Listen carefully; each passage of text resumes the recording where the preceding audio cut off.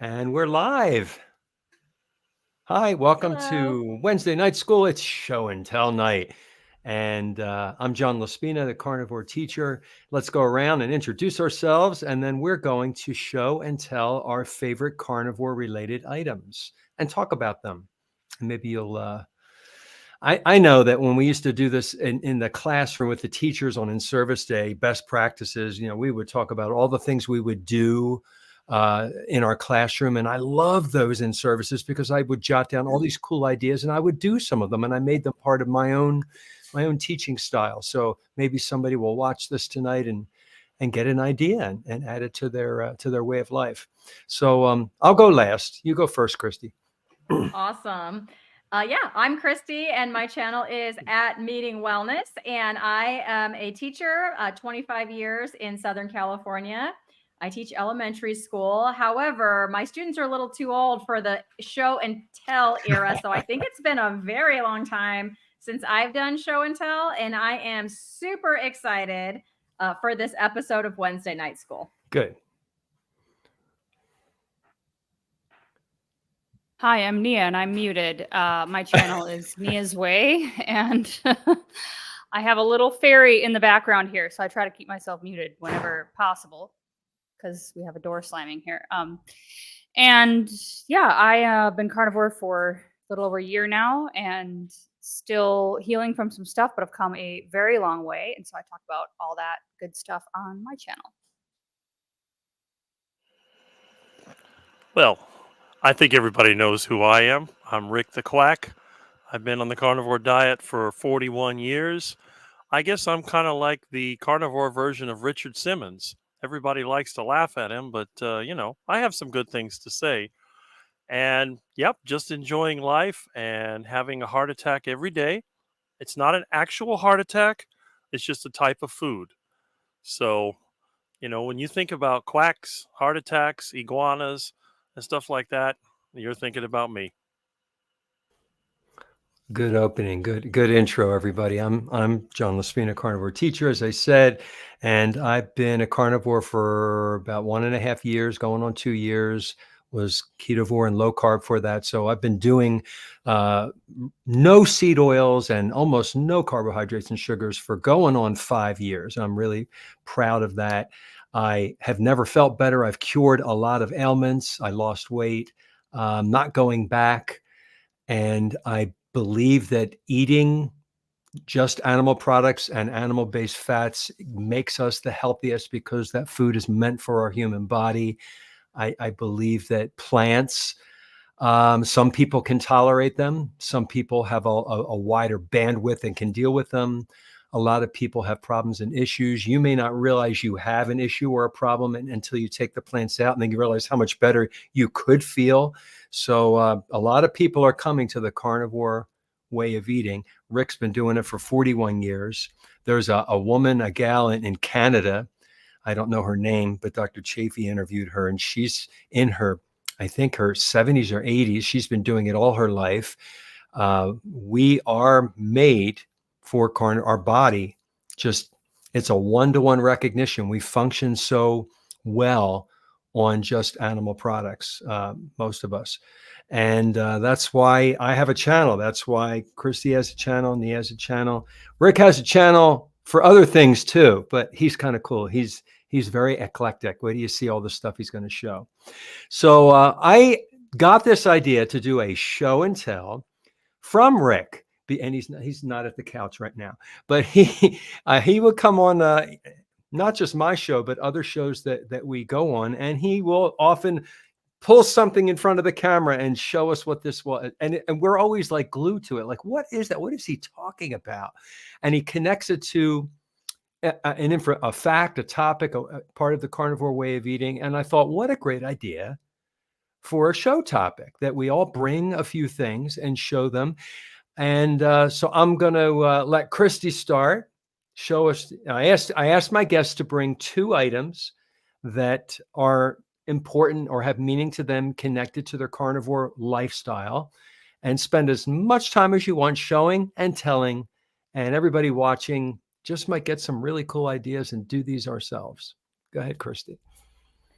Okay, so my first item, I don't think is going to be a surprise to anyone. I think everyone could have predicted this, but I brought a picanha. It is frozen right now, but this will be my dinner on Friday. It's frozen solid. I just took it out of my freezer. Yum. So if you don't know what picanha is, it is a rump cap is another name for it. It is the end of the sirloin. So it's also called a sirloin cap. And what the deal is it's like a little bit of sirloin, but it has this fat cap on the end of it that is just amazing. And even though I've eaten sirloin steaks before, to me, it doesn't really taste anything like a sirloin, the meat part of it. But it is just super good. And I probably, when I discovered picanha, I made it once a week because I was the only one eating it. And now, though, I've got my son on carnivore and my husband over here on low carb or keto. So I make a picanha and it's gone in one sitting. So yeah, sometimes we'll do twice a week now. And let me tell you, you will not be sorry. The price has gone up a little bit. When I first was buying it, it was like $7 and something a pound. And now it's up to $9.74 a pound, which is a bummer, but still cheaper than ribeye usually. Like if ribeye's not on sale, the picanha is still cheaper. And I would say to me, I think it's like even. It's very hard for me to say which I like better. It kind of depends on what I'm in the mood for, but the picanha sometimes wins that contest. So it's pretty darn good, very tender and very flavorful. I don't have any kind of like smoker. I think that's how you do it, right, John? Yeah, I don't have a smoker. I don't have anything fancy like that. And so I just do it in my oven. So what I do is I just cover it with Redmond Real smoked salt, and I like the hickory salt, and I just rub it all over with the hickory smoked salt. I just pop it in like a baking dish. I crank my oven up to 500. And then I do usually about 12 minutes. It kind of depends on the weight of the picanha, but that doesn't vary too much in my oven. And you have to practice. Like somebody got upset with me because their picanha was overdone. I'm like, your oven might be different than mine. I'm sorry. I don't really have a meat thermometer either, but now I just know what my oven's going to do and how it's going to turn out. So anyway, 500 degrees for about 12 minutes. And then I just turn the oven off and just let it sit in there. The oven will slowly just cool off and the picanha just sits in there. And usually about an hour and a half to an hour and 45 minutes. If I'm impatient, an hour and a half, hour and 45 minutes. And then it's kind of it's cool enough. You can take it out of the oven without like oven mitts or anything by that time. But I'm telling you right now, it's got this like brown crust on the outside. And then you cut it open and it's consistently pink all the way through. It's just beautiful. And the juice that comes off of that is like, you could just drink it. It's so good. So yeah. And then, so picanha is great right out of the oven like that. It's my favorite way, but it's like second place. It's pretty good cold actually. So like when I have my leftovers and I just have it cold, like I said in my intro, I am a teacher, so I got to take stuff to work and I like easy stuff. And sometimes I do a lot of hard-boiled eggs, but I get sick of those. So if I have leftover picanha, I'll just take a couple slices, just chop them up, put them in a little glass dish and just eat them cold like that at work. And I had that today, actually. It was the last of the picanha that I had ready, and it's just really good. So if I still come across people that don't know what picanha is. So if you are sleeping on that picanha, find yourself one. And one more tip. So this is Walmart. I get mine at Walmart.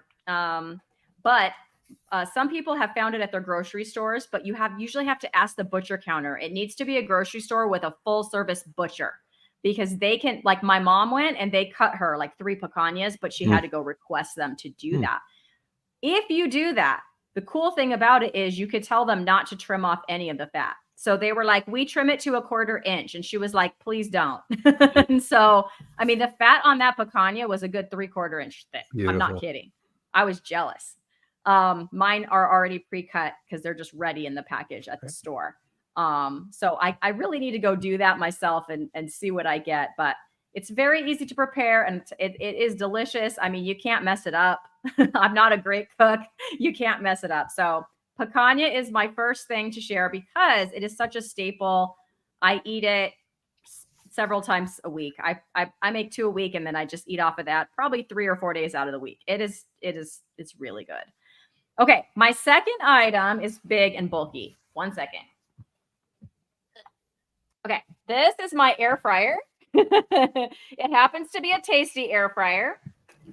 It's not the one I use all the time because I do love my Tasty air fryer. But the one my other one's way bigger. It's like a stainless steel one and it's big. So I didn't bring that one in. But the reason I brought that is because when I come home from work, I don't really feel like I just kind of want to sit down because, when I'm in charge of 31 kids all day and I'm the only adult in the room, that can be a little exhausting. And when I come home, I just need a few minutes to sit on the couch. And so usually what I'll do is I'll take if I'm having a ribeye, or lately I had some grass-fed, grass-finished flank steak that I had frozen. It's very lean, but I put it in the air fryer and it came out super juicy. And then I just put a ton of butter, like a ton of butter on that. And I couldn't believe how juicy it was. I know that if I would have cooked it in a pan, it would have been probably very dried out. So actually, the air fryer can make a pretty darn good steak. And if you're in a pinch, it'll do it from frozen. The other thing that I love about my air fryer is when I make food for my kids. So when I transitioned my son from carnivore, and I'm hearing from more and more parents because I've told my son's story and like how awesome he's doing. I've heard from more and more parents and they're asking me like, how did you do that? What did you do? And chicken nuggets were a big thing that he used to eat, just like the highly processed version. So I would make him my own, and there is a recipe on my channel, but it's like ground chicken, some Parmesan cheese, some pork panko, a little bit of salt, an egg for a binder, and you just form those into nugget shapes, and the air fryer cooks those up awesome. And the Tasty air fryer especially does a good job with those. And also the chicken tenders, which I made. So yeah, my air fryer is definitely a go-to. Are you raising your hand, Nia? Yes, I'm a student. Nia right now, and I'd like to be called on. To clarify, do you take the ground chicken, like all the ingredients, and you just mix them all together in a ball, or are you making like the nugget out of the meat and then breading it kind of with the other stuff? Which one? Good question. So when I make the chicken nuggets, I mix it together in a bowl as if I was going to make a meatloaf. So I do all the ingredients. And again, on my channel, because I don't remember the proportions of everything, but it's there. Chicken nuggets, not chicken tenders, but the chicken nuggets, yeah, all together. And then I take that mixture of all the meat, egg, cheese, and pork panko and form that mixture into nuggets and then cook it in the air fryer. And they're good. Even my kid, my kid that just eats standard American still, my 18-year-old, he loved them. So I think I need to go back to making more of those and just being like, here's your dinner. So get some more healthy food in there for him. And then I also did chicken tenders where I bought like the chicken breast tenders and I put the similar things, but I did it more like a breading, Nia, like what you were saying. So I had but I put some bacon bits in there too as part of the breading, which was extra special. So yeah, it was like some bacon bits, some pork panko, some egg, a little bit of cheese. And then that was like I dipped the chicken tenders in there. Those turned out really good too. And both my kids liked them. So kid approved, teenager approved, we'll say. My kids are teenagers. So that's what I brought for show and tell today. Thank you. It sounds good. Yeah. I bet Nia has something great. What you got, Nia? I got a couple of things. I was going to bring my air fryer, so I'm glad but then I thought, you know what? I bet someone else is going to bring an air fryer. So then I'm going to be doubling up. But I have the Ninja 5-in-1, 6-in-1 with the grill plate. And I use it once or twice a day. Totally changed my life. But today I brought something a little more old school, which is, let me get in front for dramatic effect. This bad boy right here, which is I wish I could show, like, can you see the reflection? Like you can see not a knife expert, so I don't know what this word is, but like you can see the ripples where they folded the steel. So this is a Japanese steel breaking knife, a bullnose breaking knife. And this was like, I think when I got it, it was like $120. So it's not a cheap knife, But I have been breaking down, a lot of whole briskets I was buying when they were super cheap, whole ribeyes, even roasts, things like that are just large, that I want to break down. I had a regular knife set, and it was like my wrist was just aching, and it would take me forever to slice through these things. And I was doing jerky by hand before I got a meat slicer. And so I was trying to like cut all these pieces, and it was just like my hands were dying. And so my fiance, who is a sushi chef, he knows all about knives, and was like, this is the kind of knife you need. So he basically picked this one out, and picked like the right grade of steel and all this kind of stuff. But it's careful, mama's got a sharp knife, not for children to handle. But you can see the shape of it. There's this sort of, they call this the bull nose. So the weight of it, there's a little bit more weight on the end, which allows you to kind of get that rocking motion a little bit easier. So you can get leverage and kind of slice through the much thicker pieces of meat. So I've broken down probably 3 whole briskets with this now, and cut a couple roasts into jerky with it. And it, yeah, just a second. Mama will help you in 2 minutes. Okay. It works amazing, and it's super sharp, and I have not had to sharpen it yet. But I'm going to give it to Ben to sharpen, because he's a pro with all the knife stuff. But it comes with this little sheath, and so it stays in its little spot, and it's got, again, like good weight to it. So this has really helped me save money in the long run, even though it's kind of an investment up front, because now I know, I can buy all these cuts and easily break them down. It takes way less time, and then I can buy, the whole pieces for a cheaper price. So that one's available on Amazon. But I mean, you don't have to buy one that's that expensive.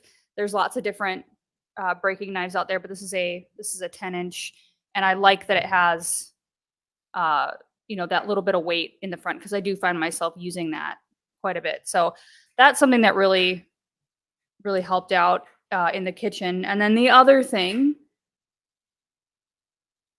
that I brought today are these bad boys, which I got at the Hack Your Health conference, and I was wearing some before. You see online all the time, blue blocking glasses, but they're clear, and I totally was like, okay. They come with this little card that shows like, here's how you test to make sure it's blue light blocking. And then when I was there, it was like, well, if you can see the light through the glasses, then obviously it's not blocking it, right? And I was like, well, yeah, that makes a lot of sense. So I wear these. I'm not perfect with them, but I really try to wear these anytime after sunset, when I'm on the computer or looking at my phone, or even walking around the house. I've changed most of my light bulbs, by the way, to like these color changing bulbs that I can put on red or orange in the evening. I use candles, and really try to avoid using any like regular colored lighting after sunset. So our bedroom has a lamp that you can set to red now. This one for this room, and then I have some candles and other stuff like that. So that's been one of the other major things that I've been trying to harness in, besides diet, is the circadian rhythm, and really getting more just particular with how I sleep, and making sure I sleep well, because that's how we repair, and that's how we, build our bodies and process and, heal from things, and feel rested for the next day. So those are probably, there's so many other things I could talk about, but these were the 2 smallest, most compact things that I could bring over here to the desk tonight, and things that have made a big difference. All right. Appreciate it. Thank you so much. You took one of mine. I have my blue blockers too, but I brought several items, so I won't show the blue blockers now. Rick, your turn. I know you're gonna pick up an engine part, right? What are you gonna do? Well, actually, I was going to bring an iguana. That would have been so cool. Or a duck. When I was working today, there was an iguana, and I tried to catch him. I ran all over the place. I grabbed his tail, but then he slipped away. He went Oh, up a palm tree. I don't know where he went. I was looking all over. My friend says, "Well, we got a shotgun here somewhere." But the thing was, I wanted to try to catch one live so that I could show you what an iguana looks like. It was a little one. It was kind of not big enough to eat. So I figured I'd catch it. It got away. It disappeared. It went into some other dimension. But on the other hand, when I came home from work, I found the Fresco y Mas sale paper, and they've got some steak for $3.99. I guess it's a T-bone. They got, you know, over here. I don't know if you notice, right here. See, shrimp for $2.98. Well, I bought some of that a couple days ago, and this is for heart attack shrimp. And what is the main ingredient that makes a food heart attack worthy? Here it is: beef tallow. That's enough beef tallow to fry up some shrimp or chicken or whatever you want.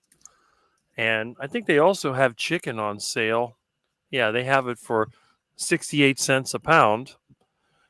And so, yeah, that's a very common part of my diet, because my my carnivore diet is different than everybody else's. Everybody else carnivore for health, strength, to cure disease, and so on. And my carnivore diet was just to have fun and maybe have a heart attack.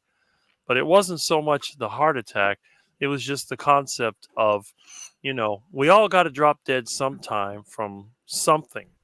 So if you have a choice on the way to go, would you rather get old, weak, helpless, be in a nursing home where they have to change your diaper, be sick, just can't do anything, or work and have fun and do whatever you want to, until one day you just have that, and you drop dead, and that's it. And there's nothing else that can be done. And I figured that's a much better way to go than to, either blow up instead of you wear out or rust out or whatever. And that's kind of what it was. And I have one more thing. I'm sure anyone that's a prepper would know what this is.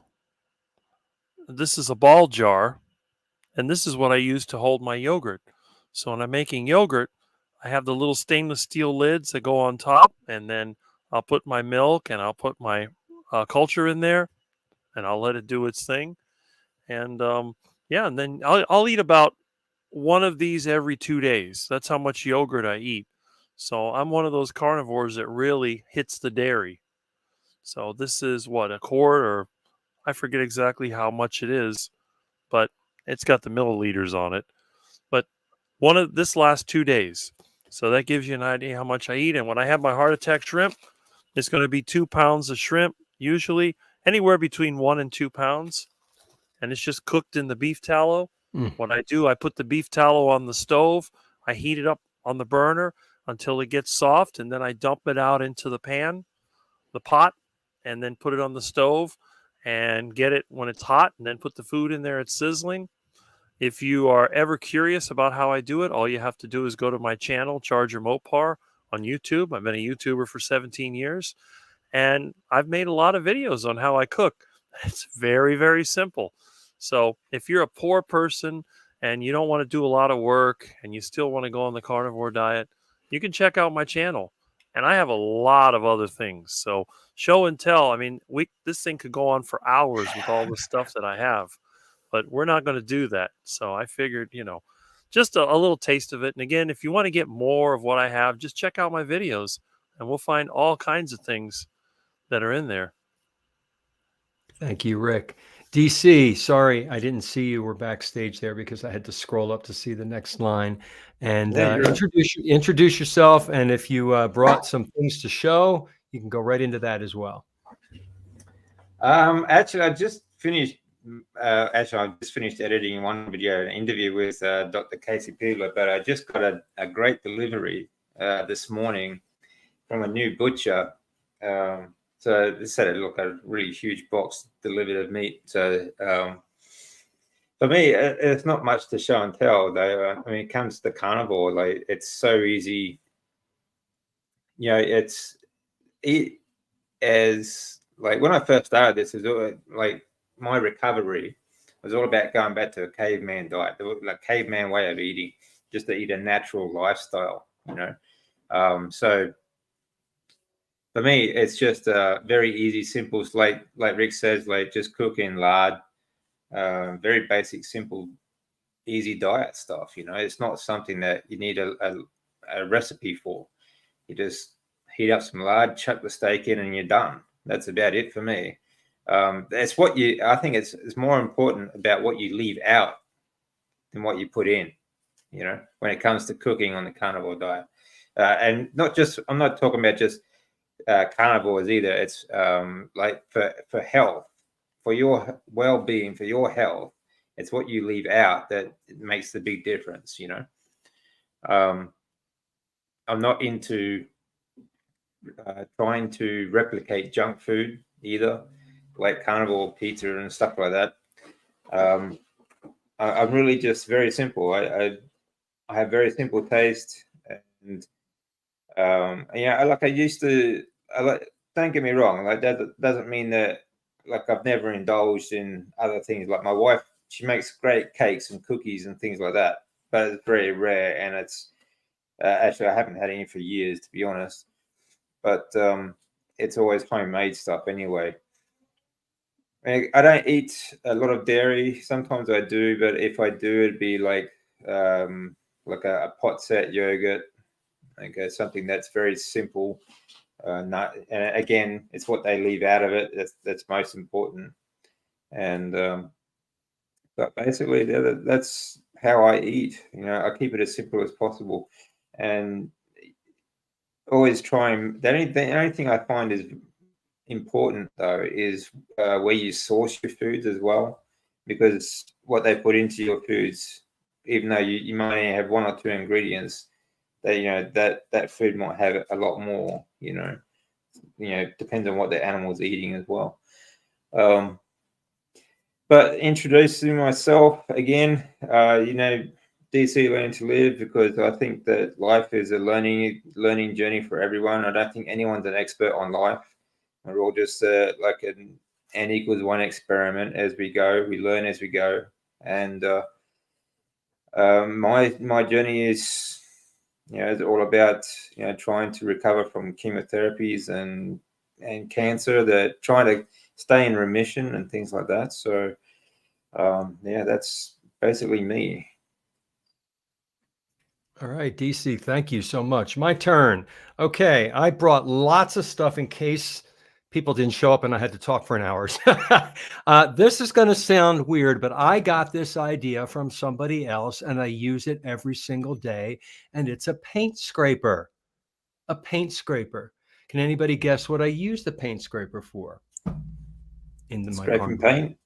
Mix your electrolytes. So what I do? No, it's to cook in your cast iron. It's to cook in your cast iron. So I have 3 sizes of cast iron. I brought my tiny one, my little one here. Okay, that's my small cast iron. It's nice and seasoned. And my first meal of the day, I always have 4 or more eggs. Usually it's 2 eggs and 2 egg yolks, or 3 eggs and 2 egg yolks. And then I mix cut up meat from the night before.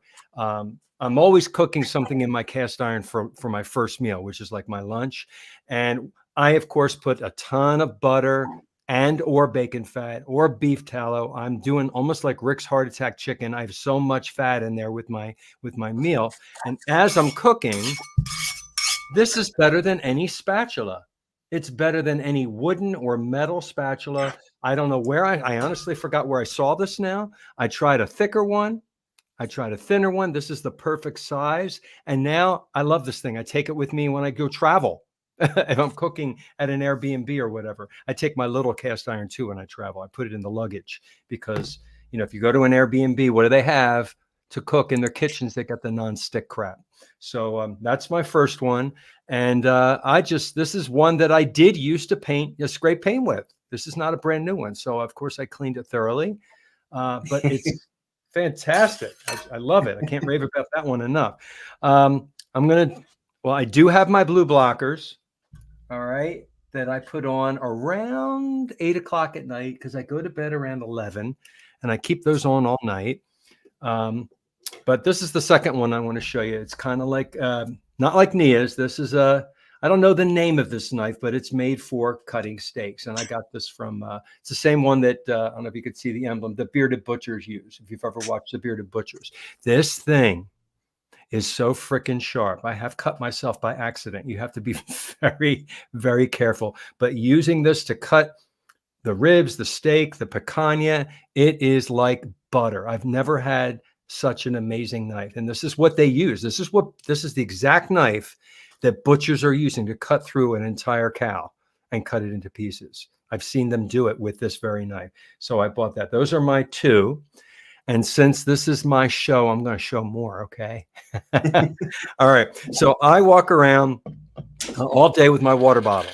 I fill it with ice. This is a thermos water bottle. It's 100% stainless steel, except for the outside is plastic, but my mouth goes on. It's stainless steel. Fill it with water that goes through a filter to make the ice. I have a reverse osmosis filter system under my sink. So the water that's coming out of my dispenser, my kitchen sink that fills this up, it has no fluoride, has no lead. It's basically reverse. It has water with no minerals in it. So then I buy Redmond Relight with no flavoring. It's absolutely no flavor. I take the tiniest scoop of this stuff, very tiny. I didn't bring the scoop with me, but it is just, it's salt, potassium, magnesium. It's just electrolytes. There are no chemicals, additives, or fillers in this. And so this thing is going to last me, I don't know, 4 or 5 months the way I use it. And then I shake that up, and all day long, every 20 minutes or so, maybe whatever it is, I take a sip. And that's how I drink my water all day long. And it's so delicious. You taste the metal, the electrolytes. And that's what I like about it. I like ice cold water. All right. My next one that I'm going to show is Dr. George Eads' book, Change Your Diet, Change Your Mind. I don't know if it's showing up in mirror on you or not, but I'm just at the beginning of this because I can't sit down and read for a long amount of time. I get bored. So, 30 minutes, an hour go by, and I put the book down. I pick it up again the next day. But it is probably the best book for self-improvement and for our lifestyle that I have read. And this one's not going to show up in the video because I'm on green screen, and this is almost green. It's kind of yellowish, but it's my torch. Okay. Now, what do I do with my torch? This is the kind of torch that a plumber uses to melt the solder and the flux to put copper piping together. Well, I use this torch because I use a Traeger grill, which is not direct heat. It uses wood pellets and it smokes things. But if you put it at high temperature, it's as hot as an oven. So when I use it like that, my steaks don't have a nice char on it. So I will turn this on and I will char the outside of my meat on both sides. And it's just amazing. I'll even put a little butter on it and then char it. All the butter solids melt and get all, oh, it's so good. So those are some of mine. I think I got them all. Those are some of my goodies, my little show and tells. I have more as well. If anybody who's listening has a question that you'd like to ask, type it in the comments. If anybody who is with me right now live, like I have a question for... There's just something I was going to add there. Sure. The blue light blockers are really good at night. Like the orange lenses you use at night. These ones I use also through the day. For the day? Because when you're working on the computer, these ones block 50% of blue light while you're working on the computer. So it helps. Because that computer screen actually does raise your blood glucose levels up as well. And I do use the orange ones, the 100% ones at night when it gets dark. But another thing is that you absorb blue light through your skin as well. So it's something that some people might want to think about too. Is you can actually get red light bulbs for your home because you do actually absorb quite a lot through your skin. So like skin exposure does affect you as well. I'm just trying to look at that book. What's that book, Rick? Was that a record? Hawaiian Paradise. Hawaiian Paradise. That's Paradise. Is that a 33? Yes, it is. See, the Alright. thing is, I don't have the fancy blue light blocking glasses. I don't wear any glasses at all. However, He if you turns up. notice in my videos, my lighting seems very dim. Yeah. I have Right. incandescent bulbs. I've always had incandescent bulbs, and everyone says, "Oh, you're wasting energy." But my electric bill is like 120, $130. So I don't waste much energy. But what I do, I have the windows open. My neighbors, they all have the windows covered with stupid shades and stuff. Mine, I basically leave, the blinds, I pull them up, and then I spend all day working outside. And when I come home to my incandescent lights, and then, I'm kind of low tech, so I'll put a record in the turntable. Actually, I digitized a lot of these, but, it's just part of the lifestyle, I guess. See, I mean, I got some of my favorites here. I got, there you go, Herb Alpert and the Tijuana Brass. So I'm definitely not the cool carnivore. I'm not the one that's listening to rock and roll or any of that stuff. I'm listening to my elevator music in my incandescent light, smelling the heart attack food cooking, and I generally go to bed around 11:30 and I wake up between 7 and 7:30.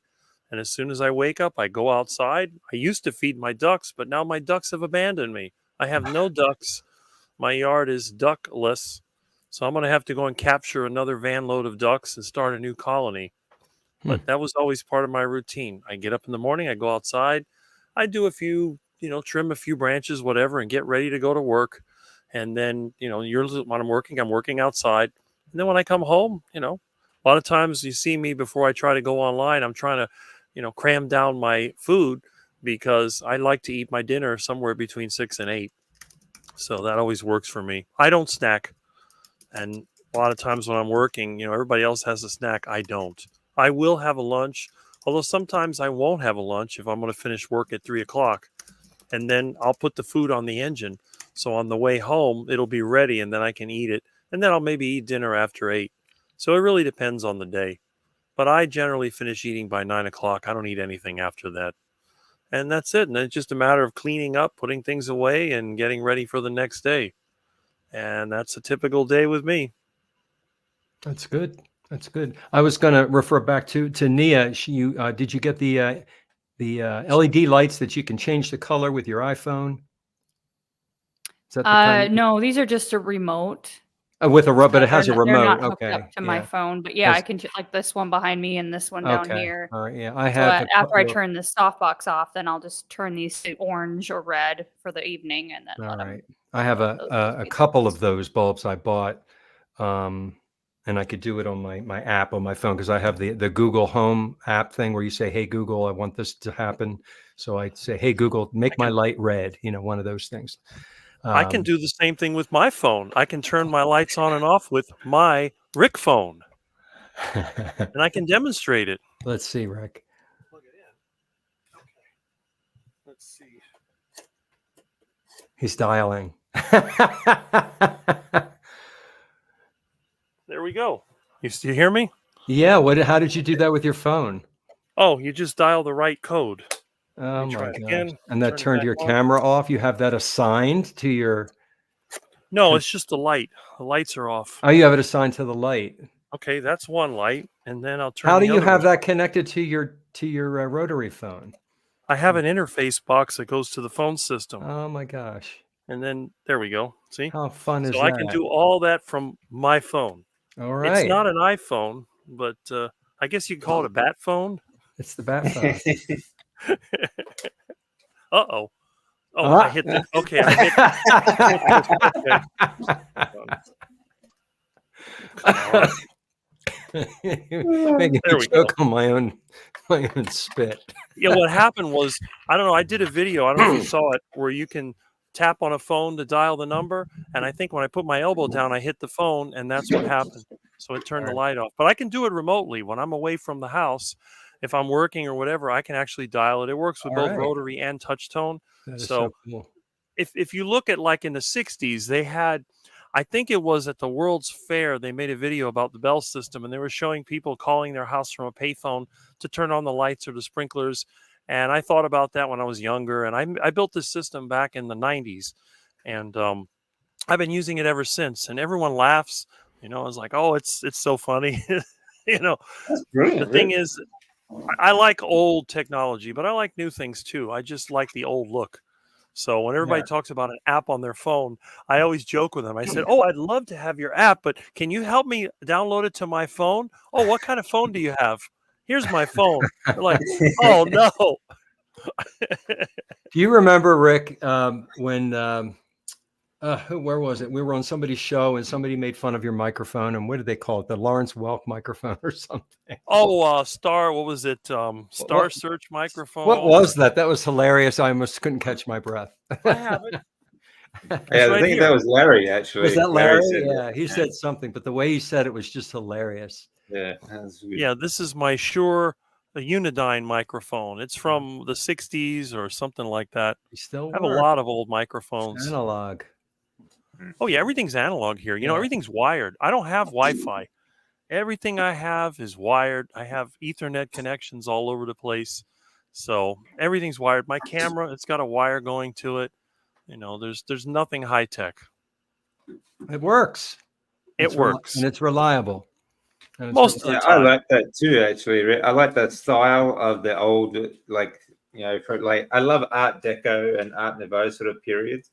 But with today's technology, like the ability would be really good. But like a lot of the technology they had back then was actually really very advanced, very good stuff. I think it was more reliable. When I Oh, talk on my yeah. cell phone, people drop off, they come back, there's repeats, you can't hear them. Sometimes if they're on Verizon and you're at AT&T, it doesn't sound as good. If you remember growing up, somebody, the phone rang, you picked up the phone, it was wired, it was a constant connection. There was no delay, there were no cutoffs, there were no drops. I get so frustrated with our cell phone signals these days. And But people could listen in on your conversations when you pick them up in the house. They could go to the upstairs You're phone right. You're right. and The pick it up extension and phone. listen to and then you'd be stuck with that cord trying to like You're sneak right. off. Well, I remember when I've got my talk to first your cell crush or whatever, and then everybody would be like, "I my heard first what you cell said." phone, I not thought, if you why used a don't they privacy have filter. why don't they have two cell phones in the same house that are like two wired phones? Right? They don't They have that. do. Yeah. Depends I on have I've done that. if you have multiple lines, though, you can on do the it. Like, can you you could do line that? each I've never room. seen that though. Interesting. Well, when I did have a cell phone, I don't have one now, but I actually had an adapter where you could wire it to a wired phone. And my Yeah, phone system in the that's fun. house is a combination of these. You've seen them. They have multiple buttons for each line. And there's a device. It was called the Dock and Talk. And then what you do, you stick your cell phone in it. And what I did, I put it in the part of the house that had the best reception. I even put a dish antenna from an old satellite dish on the back of it. And you drop the phone in there and you get a super strong signal. And then it's just wired. I don't like wireless devices. I like everything in my house to be wired. My electrical is all in metal conduit, so there's no interference. And my stereo system is analog. And the thing is, like if you have a cell phone and it's too close, you can actually hear the signals that are coming out of the cell phone because the cell phone is constantly sending signals back to the tower to let it know where it is so that it can receive the calls. And you'll hear like beep, beep, beep, like little bits like that. You're right. Now, if you use a digital sound system, you won't notice it because it'll filter that out. But mine is all analog. I mean, I've got reel to reel, I've got a turntable, I've got cassette, I got 8-track, I got everything. And there's analog cables that run through here. And one time I had an extension cord, it was running in the wrong place and I kept hearing a humming sound. I'm like, where is that coming from? It was driving me crazy. And it turned out to be an extension cord. But this old house is all done with electrical conduit and it's just metal. So it's grounded and there's no way that you're going to pick up any weird electrical signals. And I guess some people even are concerned about EMF, especially high frequency. So you wouldn't want to have Wi-Fi. And the other thing is in my house, the cell phone doesn't work very well because all the window screens here are aluminum. They're the old window screens, and that tends to act as an RF blocker. So if I try to use my cordless phone and I go outside, half the time it doesn't even work. So I had to put the cordless base station in the payphone outside.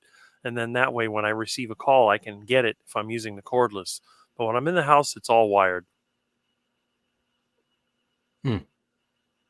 So Rick said the word grounded. Nia, didn't you buy a grounding mat?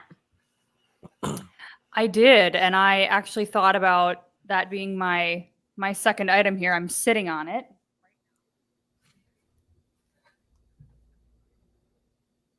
So it's just like, it fits perfectly on my chair right here. It's like, I don't know, 28 by 16 or something. And the only reason I didn't include it intentionally was because I'm not sure exactly what result I've had from it. I sort of, viscerally feel like it maybe does something, but it's hard to measure. But I think it's something that I'd like to be able to measure. I'd like to.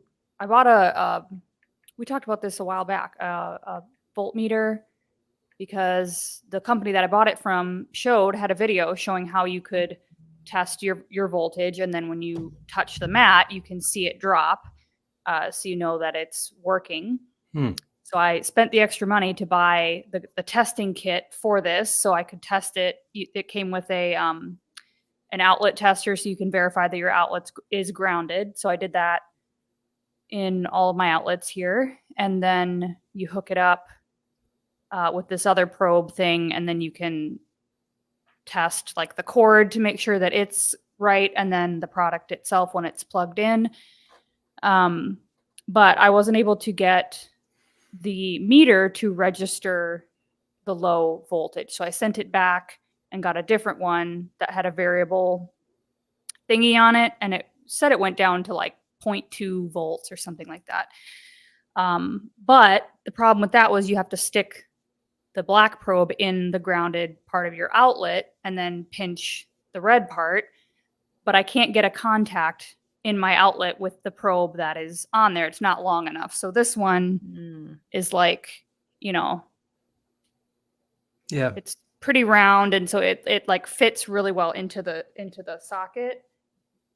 But whether it's a safety mechanism or whatever it is, I can't get a reading. So I'm thinking about trying it outside, because I have a portable power station that I could take with, because I could check it just by standing on the earth, and see if that, verify that. But I want to see if when I'm sitting on this, how much of a difference it makes. So I would have to do that, I suppose, outside to figure that out. But just stick the one probe in the earth and then pinch the other side. So, but I think I've been thinking about getting one of the sheets for the bed as well, because I think it can't hurt.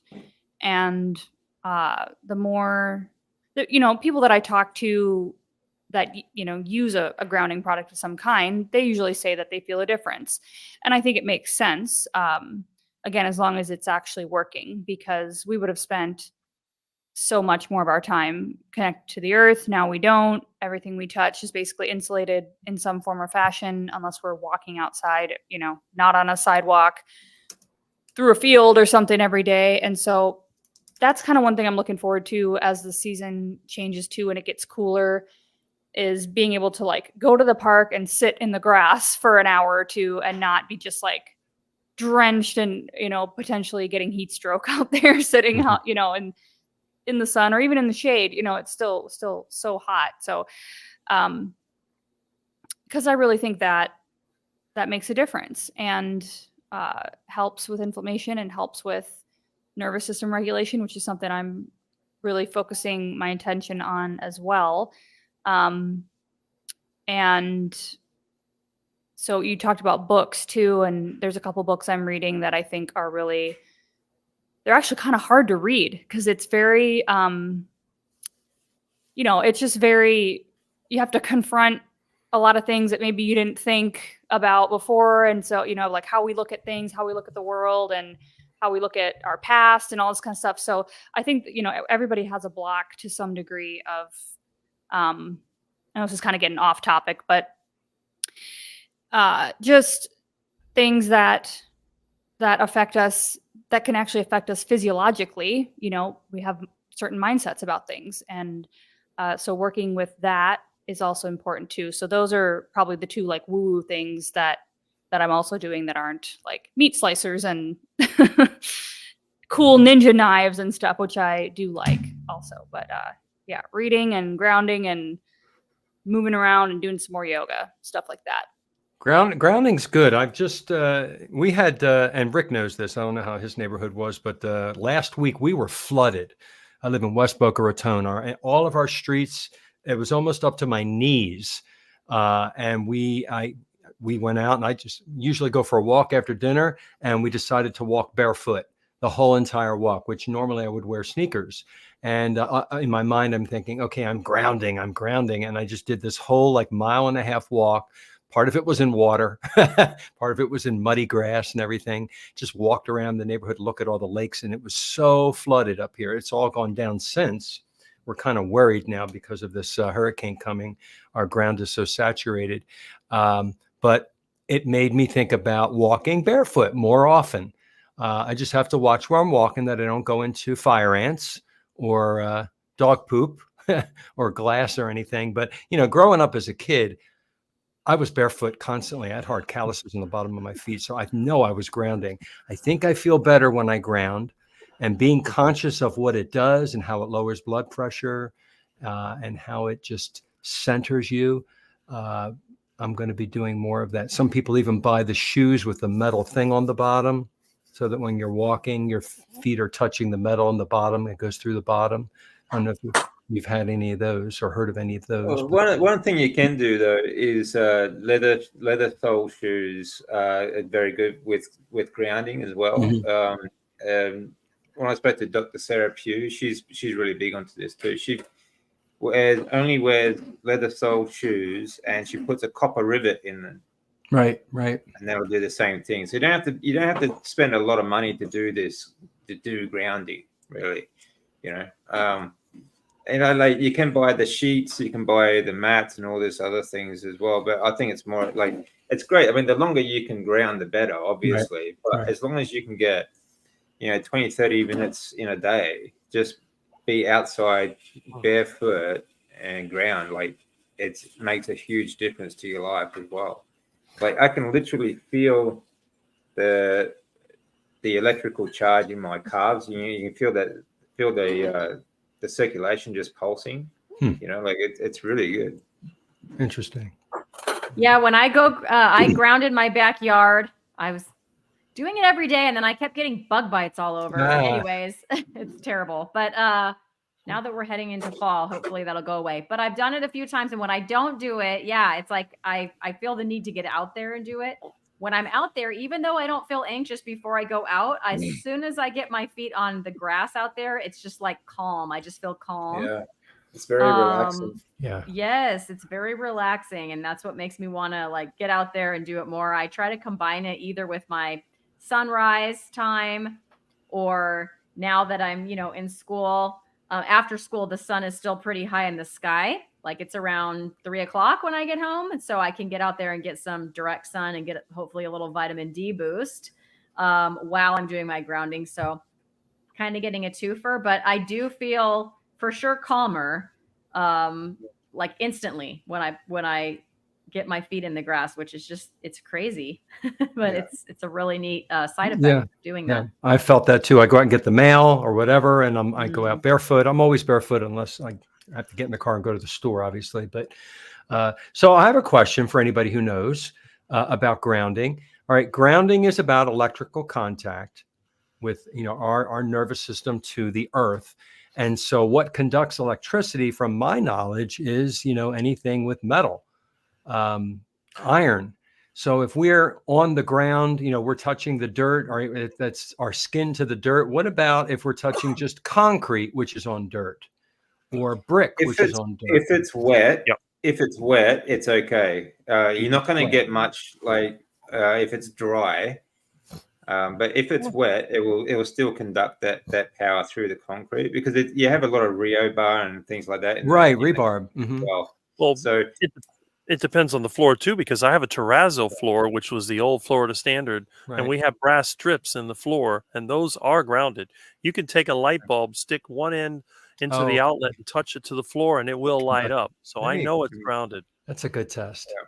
Ah, Mhm. all right. That makes a lot of sense. I know the Yeah. beach, we are at the beach and That's the ocean. another thing. Like, even though, like, in my place, it's a concrete floor with tile on top, so you still get grounding, like a certain amount of grounding. Not going to be as strong as being outside in the grass, or but if it is wet, you are still getting a certain amount, especially. So I mean, it depends on the floor in the house, but all houses are grounded as well. They all have a grounding. Otherwise, you'd have problems with your electricity and things like that too. So, Right. like if you have a wooden floor, wood also conducts electricity. There's a lot of nails Right, and and like screws in if that you wood go onto floor. the beach, same thing with concrete, with because sand is an insulator. So if you're on the beach, you'd actually have to go to the water, Right. and get your feet in the The water wet to sand get the is grounding wet effect. sand So is like, better than dry sand. Huh. or wet sand. Whenever Yeah. the ground is wet, you're always going to get more electricity. You're always going to get more grounding. Like, whether it's grass, sand, or anything else, it's always better when it's wet. But you still get a certain amount even when it's dry. And there are other ways you are still grounded without having to buy all these other things to go with it. Like, you don't need to get special shoes. If you have just leather sole shoes, that leather is still going to conduct that grounding as well. It's the problem you have is when you get when all your shoes are rubber based, like Rubber, runners and things like that. So that will insulate you heavily. But you can, like Sarah Pugh does as well. She puts those copper rivets into the base of her shoe as well, which really helps a lot as well. That's great to know. Yeah. All right. Well, I'm glad we got on to grounding. Add that to our show and tell. So we're coming to the top of the hour here. I'm going to ask everybody real quick. I don't know how many people are watching and listening. Those of you who are used to a StreamYard, is there a number that you can see when you're the host, or you don't know until it's over? Usually it's up in the upper left corner, but I don't know. Oh, it is. Okay, I see it. Okay, I see it. Do you see it too, or only the host does? No, only the host can see it. Okay, interesting. All right, I'm still learning this. So tell us your channel and for the people who are watching, and where they can find more of you. Christy. Awesome. So yeah, my channel is Meeting Wellness, and you guys, I'm so excited because tomorrow I'm doing a live interview with Air to Ground Farms. So they are a regenerative farm. They grow all their own meat and vegetables. They eat a keto diet, but everything they grow is all on their own farm. And I'm so excited to talk to them. Come over and be really nice. It's their first live stream that they've ever done, but they have a great channel. If you haven't subscribed, it's Air, the number 2 Ground Farms. And they're just a really neat couple. I'm excited to talk to them tomorrow. And then in the recent past, I just did a couple interviews with Dr. Anthony Chapey. So on his channel, I have one all talking about my son with his ADHD. That was just I thought it ended up really fantastic. Not to toot my own horn, but I think it's because I was so nervous. And then when I watched it back, I was like, okay, phew, it turned out okay. But then on my other channel, which is Lioness Lifestyle, we interviewed Dr. Chapey yesterday. And so that was just an amazing roundtable of questions. We got through a lot of questions. It was a combination of questions from viewers that had already asked to questions from viewers that were watching live. Absolutely fantastic. So the Lioness Lifestyle channel is the other place you can find me online. Awesome. I will offer a second opinion on that interview on Dr. Chapey's channel. I watched it about your son. I thought it was excellent too. I thought you did a really good job. So everybody should go listen to that. The other way really, then, yeah. Gotcha. No, but really, like, and you talked about some stuff that just the longevity of the issues too. I just think it's such a crazy transformation story. So everyone should go check that out. Now I'll plug myself. My channel is Nia's Way, and then I have a podcast channel at Nia M Nova, which I am putting all of my interviews on. So tomorrow I'll be posting there my conversation with Old Guy Carnivore, which was really good. We talked about addiction and all kinds of stuff. We talked for almost 2 hours, so that'll be up there tomorrow. So If you like the carnivore stories of healing and hope, you can subscribe there as well. And then on my main channel, I do a variety of things, from vlogs to commentary to live streams to just reporting in on my results. And I'm right now running an experiment with adding in some homemade yogurt of a specific strain to see what happens. Basically, I'm skeptical kind of if it will improve my gut health, but I'm on day 3 of that, so I'll probably be putting an update here on that journey shortly. And yep, so those are my places you can find me. That's great. Yeah, the yogurt, I think you'll be impressed. Just have to keep at it. But I'm Rick again. Charger Mopar, ChargerMopar, because I started the YouTube channel because of cars, and antique cars are my thing. I also have construction equipment and all kinds of odds and ends.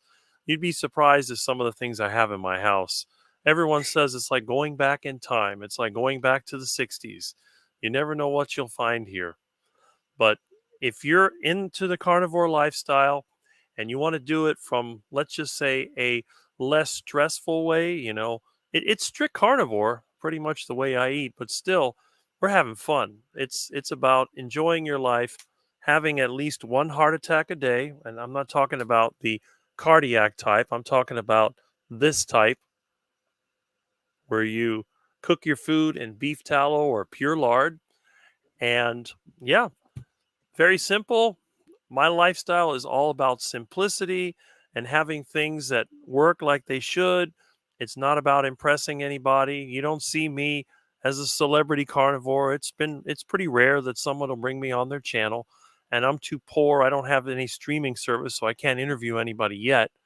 But, if you want something a little different, you want to relax, you want to have some fun, you want to talk about delicious duck and iguana, come to my channel, and that's what I'm all about. Yeah, excellent.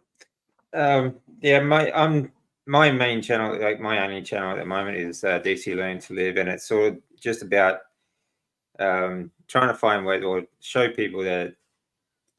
Well, the reason why I started it was to show people that it getting through tough times. That we all have tough times, and the only way to get through it is to keep going, and you can come back. It's amazing how resilient your body is. You can heal. You can heal from very, from being very, very sick to being as healthy as you can get. Anyway, I'm not saying that you can cure yourself, but you can certainly make things better, and you can certainly make life better as well. It's kind of a vlog. I do a lot of interviews. I've got another interview coming up today with Dr. Casey Peebler. I like to talk to people who have healing stories as well, who like to show people that you can come back from rock bottom, basically, and turn your life around. You can turn your life around at any age, and no matter how far gone you think you are. I also do a lot of interviews with doctors, and that like to show the science and like to show there are different ways that we can do this as well. So yeah, and I also vlog a bit. I vlog about what I'm doing, how my remission is going, and how my healing story is going, but also about life and just what I like to do. So it's nothing too serious, I don't think. I'm not a. I just think we're all here to learn we're all here learning how to live. Like I said before, no one's an expert on life, so we just and I think it's good to support each other's journey. To say take on some information. You might not agree with everything I say. You might not agree with people around you, but that's okay. Like you take on board things that you like, and then you take it with you, and on you go. That's just life. Anyway, that's me. So on to John. Thank you. I am trying to give you the nonverbal feedback you deserve, DC, when you're talking about healing from cancer. And then Rick is balancing things on his head, and I'm smiling and laughing while you're talking about healing from cancer. And I don't want to send the wrong signal to you that I'm laughing at you. Rick, you're a trip. This is a GoPro of the 1970s. You know, you just strap this to your head, and then you put a string and you pull it. Oh my God.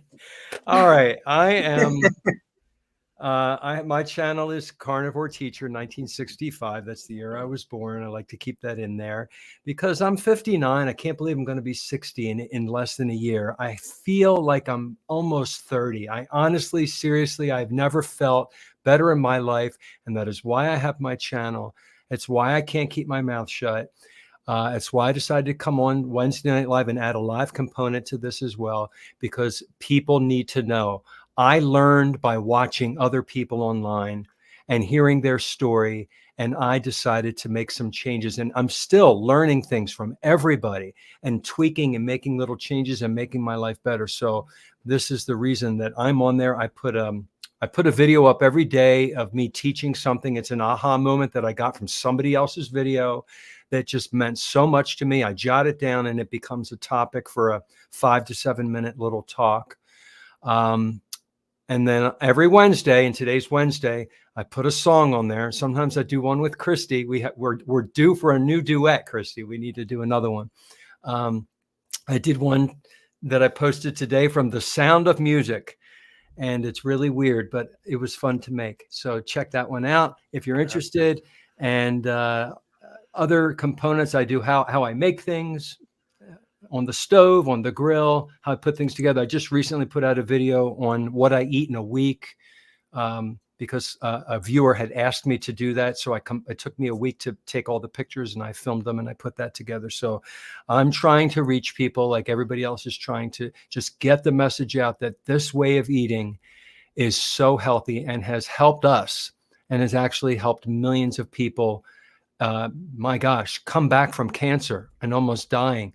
So many problems, so many ailments, and we're feeling wonderful. So anybody listening, either live or on the replay, please consider the carnivore way of eating, because it will change your life. It will change everybody's life, because it's what we're supposed to be eating.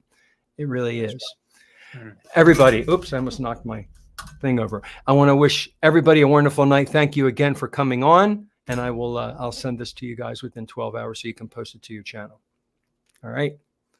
Have a wonderful evening, everybody. Bye-bye. Thanks. Bye.